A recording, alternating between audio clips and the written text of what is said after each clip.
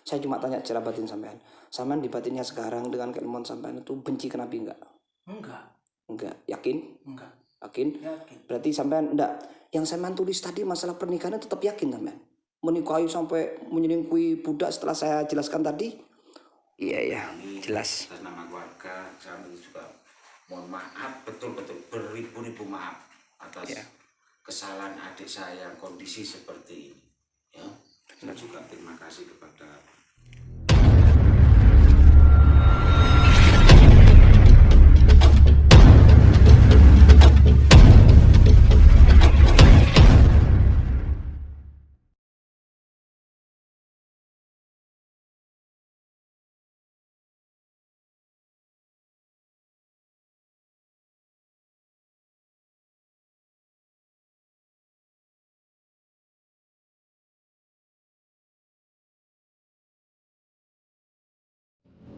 Assalamualaikum warahmatullahi wabarakatuh. Subhanallah walhamdulillah adada khalqi wa ridha nafsi wa zinata arsy wa midad kalimati. Allahumma shalli ala sayyidina Muhammad wa ala alihi wa ashabihi ajmain. Amma ba'du. Sahabat-sahabatku, saudaraku dimanapun berada, alhamdulillah saya berjumpa lagi dengan saya di rumah Gus Muhammad Khalifah. Kali ini saya akan membawakan video tentang sebuah klarifikasi ya. Dari terkait postingan akun FB yang bernama Aung Bang Bang RDS, yang dimana postingannya tersebut berisi tentang informasi-informasi yang tidak benar tentang Nabi Muhammad SAW, sehingga dianggap kebencian, menebar kebencian, pelecehan terhadap Nabi atau penistaan terhadap Islam. 1 Oktober yang lalu, sebagaimana saya upload sebagaimana saya screenshot, seorang saudara Bambang, Aung Bambang RDS ini membuat sebuah postingan di akun FB-nya pada 1 Oktober yang lalu, di akun FB-nya, tentang informasi terkait Nabi yang tidak benar itu, yang mengandung unsur-unsur kebencian atau pelecehan atau penistaan terhadap Islam. Kemudian seminggu kemudian, tepatnya hari Sabtu kemarin ya kalau nggak salah, sekarang hari Senin tanggal 11 Oktober, Sabtu kemarin berarti tanggal 9 Oktober, itu kemudian diposting ulang oleh akun FB yang namanya Wahyu Widodo di komunitas ya, sekarang di akun FB komunitas ya, di komunitas FB Arek Kepanjen. Karena ini komunitas ya, maka di situ banyak netizen yang mengetahui, sehingga akun ini direaksi repostingan itu direaksi banyak oleh netizen. Tentunya reaksinya mengandung keresahan, karena di situ memang postingannya memuat unsur-unsur pelecehan terhadap Nabi tadi.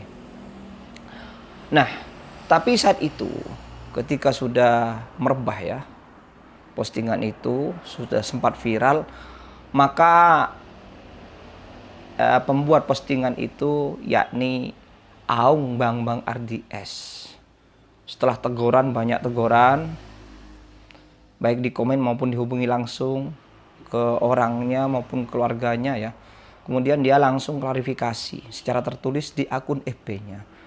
Karena dia merasa dia upload di FB-nya sendiri, maka dia klarifikasinya juga di FB-nya. Ini bentuk klarifikasinya itu, dia itu betul-betul meminta maaf ya, dengan cara baik ya, minta maaf kepada semua netizen tentang perilakunya, tentang postingannya itu. Dan dia merasa menyesal dan ingin memperbaiki ke depan untuk menjadi lebih baik lagi. Itu isinya klarifikasinya, itu sudah jelas. Permintaan maaf dan menyesal, serta ingin lebih baik untuk ke depannya. Itu jelas, masih ada ya, saya screenshot juga nanti. Dan di akun FB-nya masih ada sekarang. Di postingan yang terakhir itu masih, baru kemarin, Jadi ketika direposting ulang postingannya tentang yang muat pelecehan itu, paginya yang direposting ulang itu kira-kira pagi hari oleh Wahyu Widodo, itu akun Facebook Wahyu Widodo. Kemudian sore harinya kira-kira dia langsung membuat klarifikasi itu secara tertulis, sekaligus menarik atau menghapus postingannya itu di FB-nya itu. Itu kan asalnya postingannya di FB-nya itu. Itu satu, klarifikasinya jadi berbentuk tulisan. Saya sebagai orang muslim tentunya juga yang cinta Rasulullah, tentunya juga tidak terima ya sebagaimana yang lain. Tapi sikap tidak terimanya saya itu tidak sembarang ya. Tidak sembarang. Maka saya membutuhkan kepastian dari pihak terkait langsung, dari AUNG tersebut. Maka saya datang. Kebetulan memang terjangkau dari daerah saya, dari tempat saya. Akhirnya tadi malam saya datangi untuk konfirmasi, untuk tabayun, agar lebih pasti klarifikasinya dan postingan-postingannya itu. Saya membutuhkan kepastian dari dia. Maka saya datangi langsung, di situ lengkap dengan keluarganya. Di situ saya rekam, saya sengaja rekam, dan mohon maaf rekaman videonya, dialog-dialognya itu kurang tidak begitu sempurna ya, karena memang apa adanya, tidak ada tim khusus untuk yang merekam ya. Untuk yang rekam, kami merekam apa adanya, maka saya melakukan tabayun, meminta kepastian tentang informasi-informasi itu. Betul sebagaimana yang saya ikutkan video berikut ya. Dia mengakui, dia mengkonfirmasi, dia sudah klarifikasi di akun FB-nya itu. Setelah saya jelaskan tentang isi-isi postingannya, yang itu sebetulnya intinya dari postingannya itu adalah pengakuannya adalah hasil dari olah pikir, akumulasi pemikirannya di dalam memahami agama selama ini.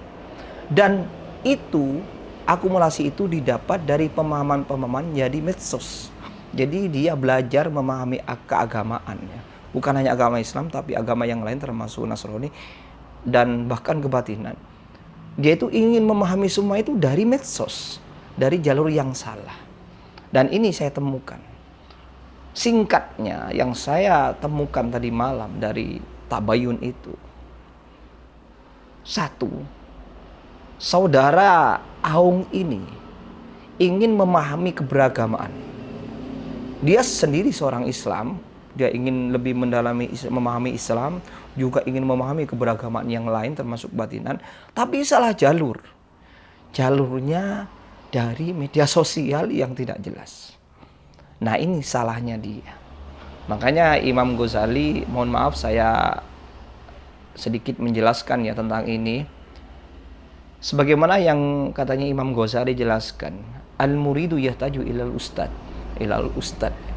Murid itu butuh, harus butuh terhadap seorang guru.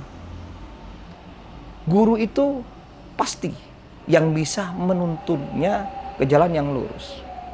Karena kenapa? Fa inna sabilad din ghamidun. Karena sesungguhnya jalan agama, memahami agama, keilmuan agama itu tersembunyi, ghamido, tersembunyi. Sedangkan subulus syaitan wa amma subulus syaitan katsiratun zahiratun. Sedangkan jalan setan itu nampak terang dan banyak ketimbang jalan keilmuan agama tadi. Maka barang siapa yang belajar agama, memahami agama tanpa seorang guru, maka setanlah yang menuntunnya ke jalannya.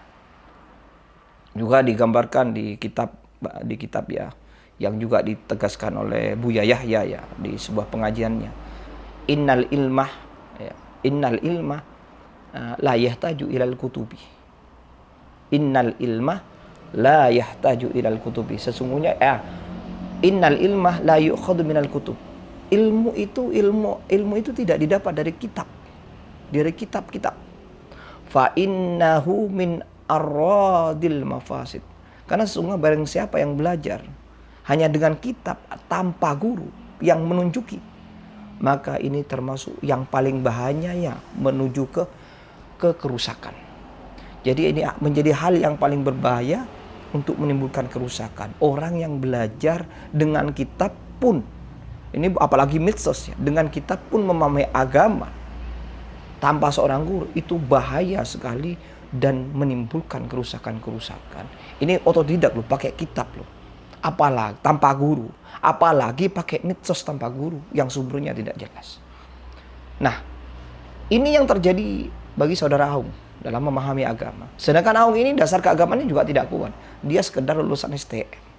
Tiba-tiba, mohon maaf, saya tidak bisa juga mengirimkan videonya ya. Saya potong beberapa video yang tidak terkait tentang peristiwa, tentang masalah ini ya. Juga masalah-masalah pribadi atau keluarga yang tidak layak untuk saya ikutkan juga videonya, sehingga saya potong. Apalagi Aung ini konon ada persoalan-persoalan keluarga yang tidak bisa saya detailkan di sini ya. Selain keilmuan, dasar keilmuan yang tidak kuat dalam beragama, juga dari persoalan keluarga, sehingga membuat dia hanya kerjanya buka medsos terus dan memahami agama, sehingga menghasilkan akumulasi pemahaman yang salah tadi, termasuk yang dipostingkan di FB-nya itu tentang Nabi itu. Jadi itu yang terjadi satu ini ya. Jadi karena salah jalur saja, tidak memahami Aung itu. Salah jalur untuk memahami agama Islam, sehingga anggaplah tersesat pemahamannya. Kedua, dia juga tidak begitu memahami cara bermedia sosial. Dari pengakuannya dialog itu juga dia selalu tegaskan, ini saya posting di FB saya. Saya pikir FB saya ini pribadi, dia tidak begitu mengerti. Padahal FB itu dia publikasikan. Dia pandang FB itu layaknya mungkin rumahnya, rumah pribadinya yang dia bebas membuka atau menutup pintunya. Padahal FB itu ketika dia memposting, dia sudah dibaca publik. Dia tidak paham bagaimana bermedia sosial dengan baik. Jadi dua poin yang saya dapat dari tabayun tadi, dari kepastian, dari tadi malam ya, dialog-dialog itu, dua kepastian tadi, dua kesimpulan tadi. Dia salah jalur memahami agama ya. Kemudian yang kedua, dia kurang paham bermedia sosial yang baik. Dari semua itu sahabat-sahabatku, ini menjadi klarifikasi konfirmasi video saya ini. Menjadi klarifikasi konfirmasi dari Aung. Selain klarifikasi yang sudah ditulis, diklarifikasikan di akun FB-nya itu. Juga sudah menarik postingannya yang dia akui menebar keresahan itu, menebar kebencian itu. Jadi dia menyesal dan memohon maaf kepada semua pihak.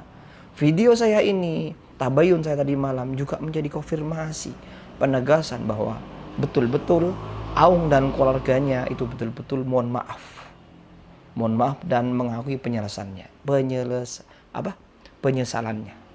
Jadi di video ini juga lengkap saya ikutkan permohonan maaf perwakilan keluarganya. Jadi keluarganya lengkap tadi malam. Demikian, jadi semoga sahabat-sahabatku video ini menjadi pertimbangan-pertimbangan baik untuk selanjutnya ya. Semoga kita ya juga tadi malam itu sudah saya luruskan ya pemahamannya tentang poin-poin yang salah bagi dirinya untuk memahami Nabi itu. Dan dia memahami dan alhamdulillah dia menyadari sehingga dia paham. Maka dari itu, karena memang dia itu tidak paham tentang Nabi, sehingga dia itu memandang Nabi seperti itu karena tidak paham. Dan sudah saya luruskan dengan dialog tadi malam. Saya luruskan lengkap dengan dalil-dalilnya, dan dia alhamdulillah paham, sehingga dia lebih yakin lagi. Maka dari itu, sahabat-sahabatku, video ini semoga menjadi pertimbangan baik ya bagi semua pihak, dan semua kita hati-hati dan semoga dilindungi dari oknum-oknum atau pihak-pihak yang tidak bertanggung jawab, yang bisa menebarkan kebencian atau provokasi di dalam kehidupan keberagaman kita dalam negeri ini. Oke sahabat-sahabatku, demikian ya, salah kurangnya saya mohon maaf. Ini video klarifikasi yang sudah jelas. Jadi jelas ya, semoga kita dilindungi ke depan dari pihak-pihak atau oknum-oknum yang tidak bertanggung jawab, yang ingin mengeruhkan stabilitas hidup keberagaman kita. Mari kita semua sama-sama tingkatkan ibadah kita, baik ibadah secara spiritual maupun sosial. Sekaligus mari kita jaga kerukunan, perdamaian, cinta damai di dalam kehidupan beragama sebagai bangsa negeri kita tercinta ini. Amin ya rabbal alamin. Demikian, mohon maaf atas segala kurangannya dari saya. Allahumma shalli ala sayyidina Muhammad. Subhanallah walhamdulillah. Adada khalqi wa rida nafsi wa zinata nafsi wa midada kalimatih. Assalamualaikum warahmatullahi wabarakatuh. Sampean di batinnya sekarang dengan keilmuan sampean itu benci ke Nabi enggak? Enggak. Yakin? Enggak. Yakin? Yakin. Berarti sampean enggak. Yang sampean tulis tadi masalah pernikahan tetap yakin sampean? Menikahi sampai menyelingkuhi budak setelah saya jelaskan tadi, tetap yakin itu sampai punya anak Ibrahim itu tak beres loh. Itu fitnah, itu fitnah Nabi, itu dosanya besar loh. Itu tetap yakin atau enggak? Kalau itu kan tahunya cuma di YouTube itu. Keyakinan sampai yang dimaksud. Enggak yakin dengan informasi Nabi seperti itu. Ya ora ya, jelas ya. Cuma Rui kan cuma ini. Oke, berarti dari YouTube. Oke. Begitupun Nabi mengawini menantunya juga dari YouTube tadi yang enggak jelas gitu ya. Oke, jadi sebetulnya sekarang hati sampean enggak yakin sebetulnya itu. Enggak mas, soalnya saya kalau masalah sosialnya terserah sampean sudah tadi. Tapi takut Allahnya itu nanti ini kabis sampean lo, kasihan keluarga lo. Gak main-main ini masalah keyakinan. Jadi kita saksikan ya, saksikan semua. Enggak cuma batinnya aja pak, batinnya aja. Insya Allah nanti ikut, yang itu ikut. Jadi kami menyaksikan mas, apakah sampean tahu lagi ya? Apakah sampean percaya dengan statement kamu tentang Nabi menikahi menantunya satu, kemudian kedua Nabi menyelingkuhi budaknya sampai punya anak Ibrahim yang sudah saya jelaskan tadi itu tidak berdasarkan ilmu pengetahuan, itu yakin nggak tetap dengan informasi kayak itu, pengetahuan kayak itu? Ya cuma tahu dari konten. Oke, dari konten. Konten apa lagi, apa YouTube lainnya gitu. Itu. Kan cuma itu. Lah informasi dari konten itu sampean percaya? Percaya? Apa cuma nyering sekedar pengetahuan atau karena hati sampean memang percaya? Yang aku percaya kan ada tulisan hadisnya nomor ini gitu. Tadi sudah ayat sudah tak jelaskan, mungkin kemarin ya. Setelah saya jelaskan tadi sampean paham nggak? Terus saya minta hadisnya paham. Berarti sudah nggak yakin dengan itu ya? Yang ini salah, yang ini salah. Oke sih bagus. Sudah ada satu poin. Kita hapus kabeh. Oke. Berarti sampean sudah menghapus, sudah klarifikasi di FB sampean, menarik sudah hapus ya. Berarti sampean menyadari mas. Iya. Oke sip, sudah selesai. Jadi sudah selesai ya. Jadi minta maaf sudah selesai. Nanti saya share ya. Sudah kena. Bahas Islam atau Nabi itu ya gak bahas di Facebook gak apa-apa. Iya, memang karena memang ketidakpengetahuan kamu mungkin tentang ITE ya. Jadi sekarang sudah menyadari. Jadi selanjutnya hati-hati ya bang. Jadi semoga ini nanti tak share ya. Semua ya kami maafi karena memang jelas-jelas sampean tidak paham itu dengan sumber-sumber tadi. Pokoknya sudah copot-copot di sharing ke FB sampean gitu ya. Oke, sudah jelas. Jujur orang ini. Ya sudah jelas. Orangnya jujur sama takoi. Iya. Iya gak jujur. Ya sudah, jadi ini menjadi data pak ya. Sudah saya saksikan sudah ya. Ini kan zaman yang klarifikasi. Mas. Ya sudah jelas. Ya sudah berarti klarifikasi. Ini kami saksinya sudah. Sudah jadi ya. Sudah jadi ya. Tanpa baca ini sudah jadi ya. Sudah ya. Iya benar. Jadi benar sudah klarifikasi mana mas? Nah sudah klarifikasi. Jadi Mas Aung siapa namanya? Aung Bambang RDS. Jadi Mas Aung Bambang RDS sudah klarifikasi di FB-nya sendiri tentang minta maaf ya. Sampai assalamualaikum ya. Jadi Mas Aung ini orang Islam ini sebetulnya. Karena tidak memahami sudah diakui tadi ya. Oke sudah jelas. Jadi selanjutnya kalau masalah agama jangan sampai gampang di FB sampai ini. Ya. Jadi sudah menyadari. Itu. Ya. Itu. Enggak sudah jelas. Jadi sudah masuk tadi sudah. Jadi pengakuan tadi sudah jelas itu sudah ada saksi sudah. Tanpa ngomong itu. Beres. Itu. Jadi saran saya nanti kalau mau belajar agama, tapi saya salut ke sampean. Berarti dia lihat tentang agama pingin memahami, Pak. Iya. Cuma nanti arahnya sumbernya itu yang salah gitu lah. Sumbernya dari guru sing. Jadi mewajari lah. Ya, dari YouTube. Jadi mewajari. Ini pelajaran juga bagi yang lain bahwasanya belajar agama di Google itu bahaya. Jadi ya wajar lah masnya ini memahami seperti itu. Saran saya nanti kalau belajar agama kiai yang jelas, kalau bisa kiai yang memang terkenal mas keilmuannya. Iya. Datang ke rumah nggak apa-apa, nanti tak arahkan kitab-kitab banyak. Jadi kitab yang jelas, yang Tapi bersanad. sampean merasa nyesel nggak Pak? Udah salah. Iya salah, memang sudah salah. Jadi mengakui salah. Oke, sudah jelas. Jadi sudah jelas ya. Oke. Soalnya kan anjene Rui kan toko YouTube, toko Google, toko Iya, bener. Ya wajar Mas, wajar. Nek nang iku ku salah, berarti sing sampean salahno iso ya sing nggak konten kok tanpa lagi sampean salahno iso. Jadi ya nanti tak tegur itu orang yang menyebarkan. Langsung klarifikasi sampean ya. Itu salahnya ya Mas. Saya juga Kalau memang. aku buat video sendiri, gambar Iya. sendiri, lalu aku masukkan ke berandaku sendiri kan Iya. itu sama saja aku menghina orang. Kan enggak. Intinya kan itu kan aku informasi kan dari sebuah YouTube atau Google sumber informasi itu pengetahuan gitu. Iya, saya paham. Yang penting sampean sudah merasa ternyata itu salah. Kalau Ternyata kesalahanku di beranda itu, ya udah beranda Facebookku. Gitu. dihapus. Udah aku hapus. Berarti semua. mengakui ya. Oke. Iya. Sip. Ntar kalau ada yang kurang lagi, dihapus lagi ya aku hapus gitu aja. Iya, ya sudah. Kita ngulangi nih. Enggak. Ya hati-hati ke depan. Ini enggak ulangi nih, kata ulangi. Sip. Ya, yang fatal cuma tambahan kata-katanya itu. Ya, ya sudah jelas. Fatal. Jadi sudah selamat. Katanya kan dia menulis nambah lagi.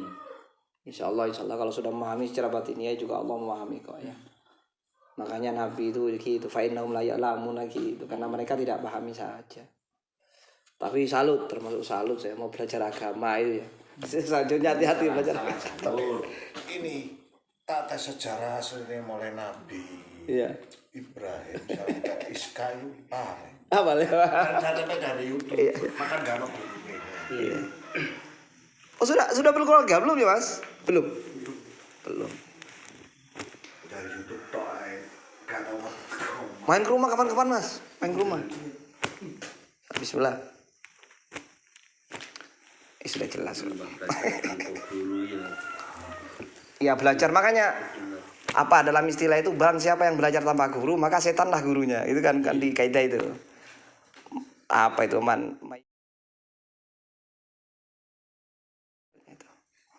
Yes, kami mohon maaf ya. Iya. Kami mewakili dari keluarga dan adik saya. Iya. Dengan kondisi seperti ini. Sebetulnya dia tuh ingin tahu tentang agama. Makanya belajarnya, pengetahuannya lewat Google, melihat Di media sosial. itu. Ya kami mohon maaf atas Ya, sak keluarga, bener. dengan kondisi ini. Seluruh umat Islam dan lainnya ya. itu kami mohon maaf yang sebesar-besarnya ya. Iya Kami jelas. atas nama keluarga kami juga mohon maaf betul-betul beribu-ribu maaf atas kesalahan adik saya yang kondisi seperti ini ya. Dan juga terima kasih kepada Mas Ali juga Mas Tolik malam-malam yang selalu Ya karena biar damai loh. Islam itu kan damai. Mas ini rokok loh enak Mas. Rokan. Sudah jelas ya, sudah jelas. Oke, sudah jelas.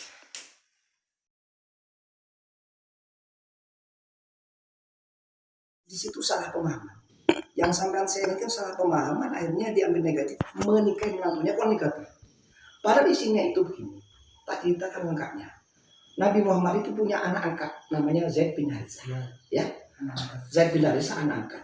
Kemudian karena Zaid bin Harithah budak, akhirnya diangkat sama Nabi biar menjaga derajatnya ya.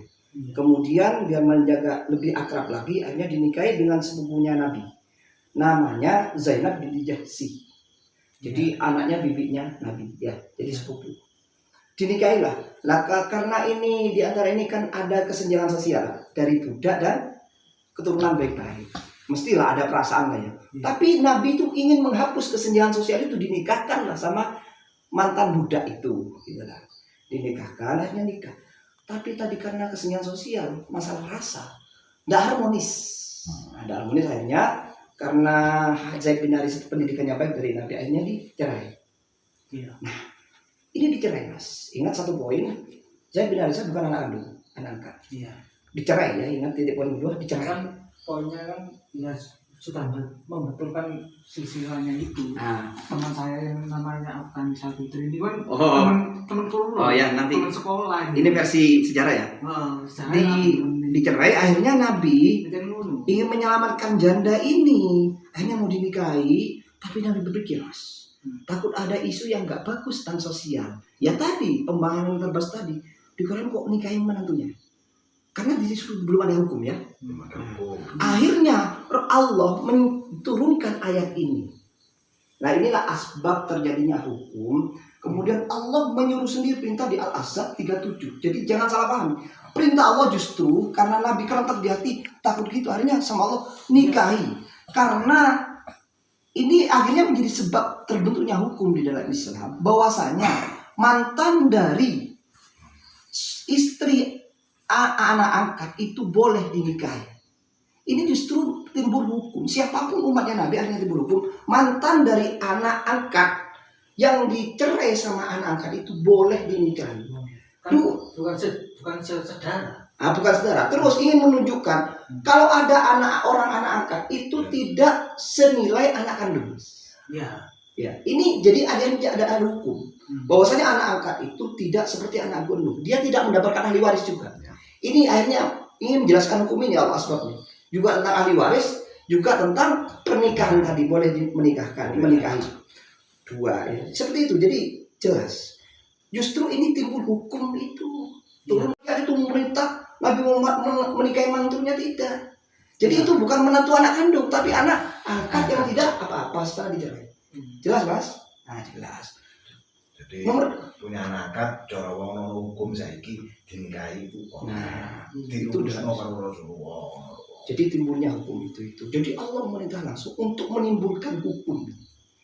Lah harus sing sejarah iku menikahi iku nang hadis kan ya ono, Mas. Coba. Nang YouTube iku. Lah ya hadisnya itu. Ini bukan hadis Itu ini aja. bukan yang di itu yang di Al-Qur'annya. Hadisnya mana? Ya apa lah. Nah, jadi segini. Sekarang saya cukup menegaskan ke sampean beritahu ini ayat lebih tinggi dari Ini hadis. sama waca dewi. Ya. Kan videonya. Jadi kalau sudah ayatnya salah memahami, hadisnya salah memahami. Kan sudah salah memahami yang hukumnya nomor satu tadi. Jadi mesti hadis nurut hukum ini. Berarti ya adik mungkin salah sumber. Salah sumber. Salah sumber terus dia agak awal Nah, dipikir jalan sumber ini. saya langsung ayat. Iya. Saya tidak mendebat ya. Ini penjelasan. Oke. Nomor satu itu. Jadi justru di situ ingin Allah membentuk hukum tentang tadi. Terus nomor dua, boleh menikahi. Boleh menikahi sepupu. Itu hukum yang ketiga. Jadi ini mengajarkan bahwasanya ada hukum sepupu itu boleh menikahi. Kan ada budaya Mas, sepupu-sepupu nggak boleh. Padahal itu boleh. Kita nggak boleh mengharamkan apa yang dihalalkan oleh Allah. Kecuali saudara kandung nggak boleh. Iya. Kalau sepupu kita boleh. Kalau Nah, sekarang kan nggak boleh. Ya, Kalau sepupu boleh. sekalinya oleh semua. Jadi dari ayat ini banyak hukum di situ yang menjadi ajaran Islam. Kemudian yang kedua, masalah Nabi menikahi budak. Itu namanya budak itu istrinya Nabi yang ke-11 namanya Maria Al-Qibtiyah. Maria Al-Qibtiyah itu satu-satunya istri Nabi yang dari Mesir, bangsa Qibti, bangsa yang Fir'aun itu. Nah, ini adalah budak Raja Muqawqis, Raja Mesir saat itu. Jadi bukan budaknya Rasul. Budaknya Raja Muqawqis, Rasulullah saat itu ngirim surat ke Raja Muqawqis melalui khatib utusannya untuk diajak masuk Islam. Raja Muqawqis nggak mau masuk Islam, tapi beliau itu alatnya baik karena nggak mau secara umat dengan mengikutkan hadiah kepada hati putusannya yang baik. Hadiahnya 3 orang wanita, namanya Maria Al-Qibtiyah. Yang kedua saudaranya saya lupa, yang ketiga ada. Kemudian harta emas apa? Sampai ke Rasulullah, kemudian Rasulullah menikahi ya dengan alasan biar nggak terkatung-katung apalah mulia, ada mungkin karena nafsu ya. Kemudian nyampe ke Rasulullah dinikahilah yang satu namanya Maria Al-Qibtiyah. Setelah dibebaskan sebagai budak, bukan budak Rasulullah di rumahnya, itu baru datang, budaknya Raja Muqawqis. Jadi dimerdekakan dulu, baru dijadikan istri. Setahun kemudian, lalu punya anak yang namanya Ibrahim. Anaknya Ibrahim itu sebelum umur 2 tahun meninggal. Jadi Rasulullah punya anak 7 mas. Dari 12 istri, Rasulullah itu punya anak 7. Ini membuktikan Rasulullah itu bukan karena nafsu. Jadi yang 6 dari Siti Khadijah, Sayyidah Khadijah, istri pertama. Dan Rasulullah nikah poligami itu setelah Siti Khadijah meninggal. bukan ketika ada Sayyidah Khadijah. Itu pun menikah kedua, namanya dengan Sayyidah bin Zam'ah. Itu seorang rondo yang mulia 50 tahun punya anak 5 atau 6. Ada sejarahnya. Itu yang dinikah karena Rasulullah itu kesepian, gak ada yang menemani. Itu pun bukan tawaran Rasulullah, tawarannya sahabatnya Khadijah.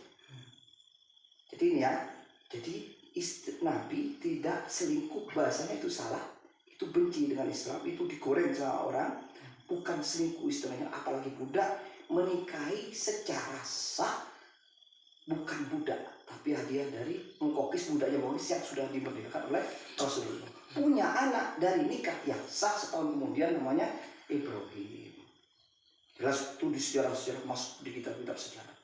Jadi jenengan nanti kalau belajar ke kiai yang jelas, ke kitab-kitab sejarah Nabi yang jelas, yang di situ diakui semua agama. Ini semua agama ngakui itu. Jadi Nabi Rasulullah itu sampai rumah ya, orang Kristen namanya pendeta Al-Hurairah, itu sudah mengetahui tanda kenabian, itu orang Kristen mas. Tapi Nasrani yang dulu, Nasrani dulu itu malah sakti, ya, mengetahui sesuatu yang akan terjadi. Ini kan masalah kok. Ya. Rasulullah diajak ke Sam, di jalan itu namanya ada pendeta Hurairah itu membangun wihara ya, di pinggir jalan, di tempat jalannya itu. Abu Thalib itu ngajak Nabi untuk belasan tahun mau berdagang ke Sam. Itu ketemu rahib itu depan wihara itu, apa wihara apa ya namanya, pokoknya itulah tempat beribadah. Itu dipanggil, ini anaknya hati-hati jangan terus ke Sam, karena ini adalah Nabi. Nanti kalau ketahuan ini sebagai tanda Nabi akhir zaman akan dibunuh sama orang-orang rumah. Apa tandanya itu? Semacam buah apel di bawah ini. Itu pendeta loh mas, diberi petunjuk yang hebat sama Allah. Karena pendeta dulu itu mengakui kekesaan Allah. Orang Nasrani dulu itu justru Nabi Isa kan, namanya kan Nabi Isa. Jadi mengakui kekesaan Allah dan kasih sayangnya besar kepada umat muslim, kepada umat Rasulullah. Sampai pendetanya ngakui dulu. Gitu loh. Paham ya mas? Jadi saya sarankan nanti kalau mau kitab itu banyak kok sejarah Nabi mas, yang jelas. Kalau di Google itu tidak jelas, apalagi di FB. Jadi lihat orangnya, ini orangnya latar belakangnya apa ngomong ini. Jangan sembarang, nanti halu, nanti dipercayai nanti. Jadi itu yang saya.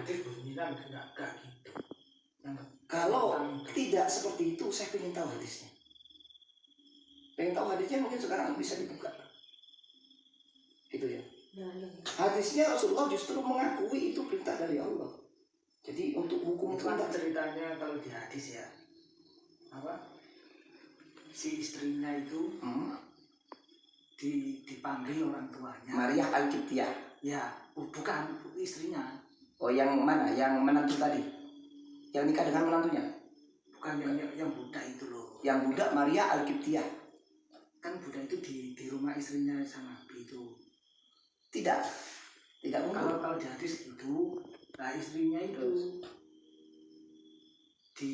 katanya disuruh apa dipanggil ayahnya. Nah itu keluar lah, itu yang budak itu lalu berdoa di kamarnya sama.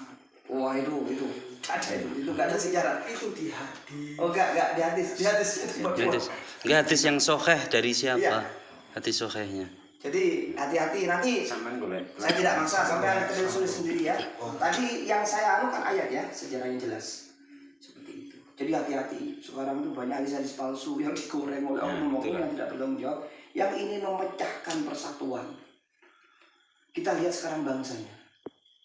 Wah pecah sama tengkar, jangan sampai lagi kita ikut-ikutan. Apalagi kita generasi muda. Mereka ngerti nang agama. Iya. Ya, lek jare nang sing gak bertanggung jawab seperti diapi-api ojo diikuti. Kan gak ada bicara kan Iya. gitu. Ojo dienggo. Ayo saya siap. Oh, tapi aku punya lewengan. Saya siap sampai kapanpun diajak sharing sama saya. Rumah saya jelas. Walaupun saya mau ilmu tak ajari. Mau. Tapi yang jelas. Insya Allah mau belajar gendam hipnoterapi, ayo silahkan. Tapi lurus-lurus gitu. Insya Allah saya. Iya, Insya Allah ada yang bertanggung jawab kalau Iya. gitu. Saya punya kiai jelas. Saya mondok, saya mohon maaf, saya 10 tahun nggak alamin, terus nafal Al-Quran di tawang saya. Jadi tahu air gitu. Katanya nggak lihat di Facebook. Gitu, nggak lihat di Facebook. Tapi model saya nggak kiai, maksud nggak ya merokok di jalan, ngopi gitu aja. Karena agama itu santai. Jadi saya tidak memaksa sampai harus bagaimana, cuma saya beri wawasan dan nanti yang dibuat sumber itu telusuri orangnya itu siapa, yang hadisnya itu soal apa enggak. Selama saya ngaji nggak ada hadis yang seperti itu, perseniman seperti itu nggak ada. Mungkin ada tapi pemahamannya kayak tadi ya, pemahamannya ayatnya jelas malah dibahasakan menikahi menantunya, padahal kalau dipahami nggak seperti itu Tafsirnya ya, yang Pak. beda. Jadi pemahamannya mungkin Mas ya, pemahamannya negatif dan itu digoreng oleh orang-orang yang benci dengan agama. Kebencian inilah masalahnya, benci. Agama apapun saya kira melarang kebenciannya. Memberikan satu kebenaran 99 sabno. Jadi setidaknya sampai itu kita tuh saling menghargai lah, walaupun sampai mungkin lain lah, tapi ya emang jangan sampai lain keluarga sampai anak lagi Pak Kamil saya pandang tokoh gitu loh. Gitu. Dan kita lihat orang-orang yang menghina Nabi itu gimana hidupnya itu nggak lama. Jadi kalau kayak saya ini Mas, mohon maaf ya, saya cuma bisa berdoa semuanya selamat. Takutnya Allah langsung menyikapi langsung namanya. Katanya piye loh.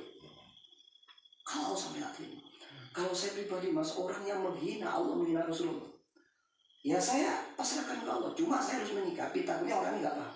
Khawatir, khawatirnya besar. Ya kalau sampai kiranya memang lain keyakinan, ya silakan, tapi jangan sampai di medsos, kan itu bahaya. Sosialnya lo bahaya yang saya pandang. Kalau sampai urusan Allah dan sampean, saya cuma bisa berdoa, semoga sampean selamat gitu aja. Kalau bisa ya keluarga sampean keluarga baik-baik ya harus Terus mengenai Alkitab itu sampean teko sampai endi Mas? Mendalami tentang Alkitab. Tentang Nasrani dengan tentang Islam. Kalau Nabi ini umur sekian, di tahun sekian sekian, kalau Alkitab menunjukkan bahwa ini sekian sekian. Itu data apa meneliti itu. Jadi memang dari Google. intinya dari online itu. Iya, online. Jadi sampean beli buku yang tebal-tebal baca asik. Kok buku Sampean kalau tahu sejarahnya Rasulullah, betapa Rasulullah itu kelas asiknya. Iya. Yang dulu dilantarkan tapi dimuliakan. Demi umatnya itu Mas, meninggalnya mana ada nabi, ada tokoh agama Mas, ketika meninggal itu bukan keluarganya yang disebut, tapi Umatnya yang dipikirkan. Jaga kalian dua, wa ma malakat aydiyakum, apa? Bisolati, jaga dua hal ini yang pertama, sholat dan apa yang kalian tahu. Artinya secara sosial Mas, itu yang disebut. Masih kurang ulas siapa Nabi itu? Ninggalnya menjaga ibadah dan sosial biar baik umatnya. Masih kurang apa? Masih mau dihina gimana Nabi kita itu? Ya. Karena kita nggak paham pada Rasulullah. Ninggal bukan anakku nggak umatku. Pegang wa ma malakat aydiyakum, bisolati wa ma malakat aydiyakum. Pegang itu sholat, jaga. Lalu wa ma malakat aydiyakum, dan apa yang kalian tanggung, artinya kayak secara sosial, tanggung jawab sosial. Suruh hidup rukun, saling menyayangi, Pak. Ya. Jadi kalau ada apa tiba-tiba Nabi dianggap begini, dianggap apalah sesuai apa, mengikuti nafsu atau barbar atau perang apa, itu digoreng oleh oknum yang tidak suka, dan itu tidak berdasarkan ilmu pengetahuan yang jelas, tapi nafsu, emosi. Itu sejarah nyata. Ya, tadi saya utarakan ayat, sampai saya utarakan ayat wala tasubbul ladzina yad'una min dunillah fayasubbullah adwan bighairi ilmin. Wahai manusia, jangan engkau mencela sesembahan yang selain menyembah Allah. Nanti mereka berbalik mencela kamu dengan berlebihan tanpa ilmu pengetahuan. Nah coba, kita itu dilarang untuk mencela, Mas. Kalau ada orang muslim mencela, itu bukan Islam. Iya. Oknumnya itu yang nggak paham. Iya. Makanya ketika saya begini, ketika lihat medsos, nyata-nyata saya, Nabi saya kok gini. Saya nggak menganggap Anda itu jahat. Ya ini mungkin belum tahu, Mas, belum tahu. Mungkin baca-baca gini ya. Dia baik, niatnya mungkin mau mengetahui Islam.